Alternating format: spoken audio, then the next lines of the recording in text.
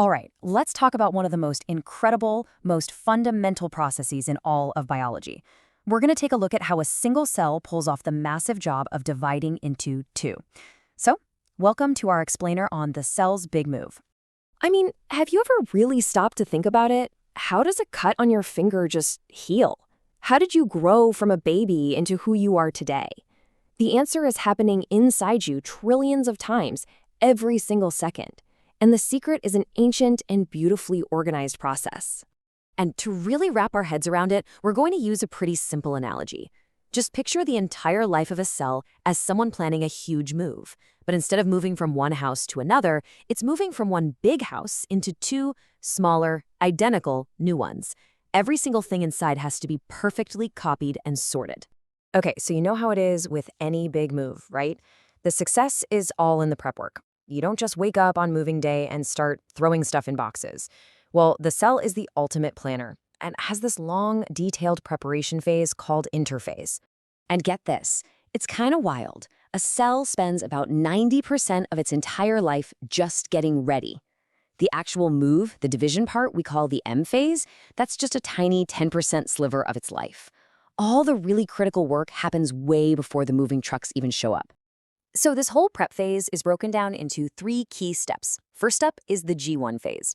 This is where the cell grows, gets bigger, and stocks up on all the supplies it's going to need.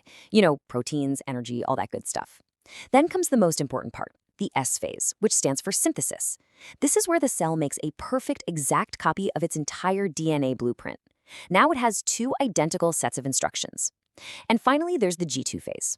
Think of this as the final walkthrough, just double-checking that all the DNA copies are perfect and everything is packed and ready to go. But, not every cell is constantly on the move. Some of our most important specialized cells, like our nerve cells or muscle cells, basically retire from the moving business.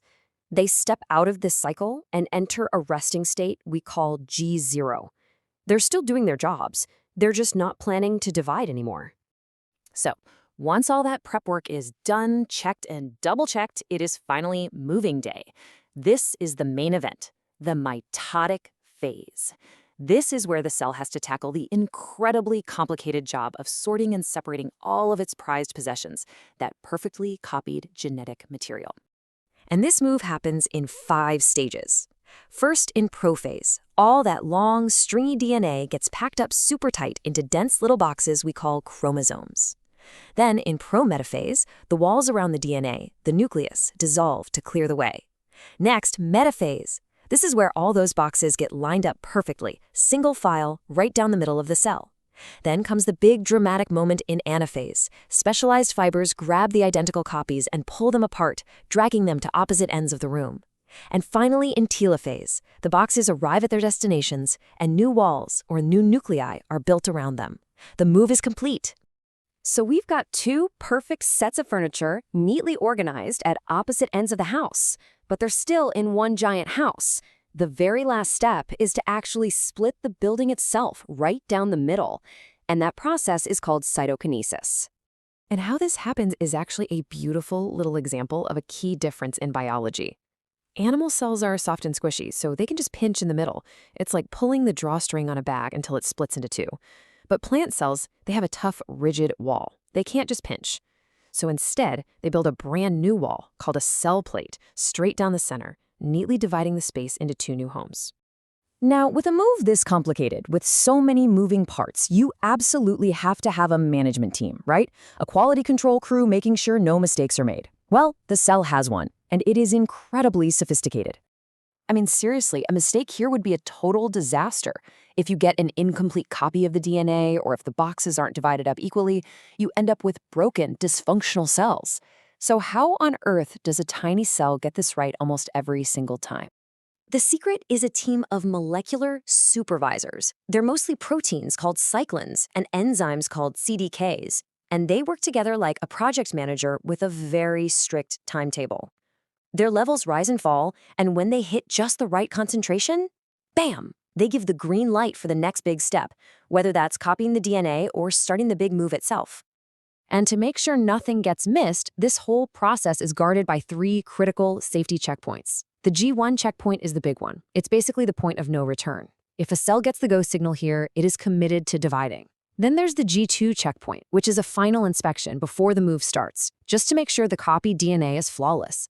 And finally, the M checkpoint is like a final roll call, making sure every single chromosome is attached and lined up correctly before the big pull apart begins. This system is so robust, it's almost foolproof. But what happens when that meticulous quality control system fails? What happens when the supervisors start ignoring the safety rules and the whole move just goes completely off the rails? Well, that's what cancer is. Cancer cells are basically cells that have thrown out the entire rulebook.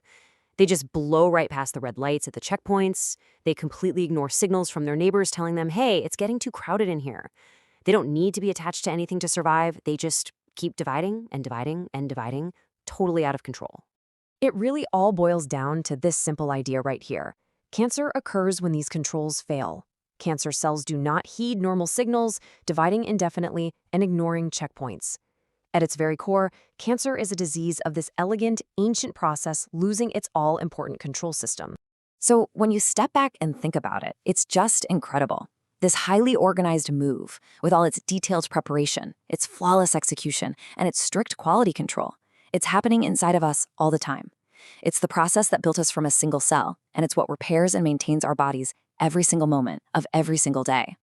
And that kind of leaves us with a pretty big question, doesn't it? This process is at the very heart of both healthy life and some of the most devastating diseases we face. So if we could truly master the rules of this cellular move, if we could learn how to fix those broken controls or how to encourage repair when we need it, what could that really mean for the future of medicine?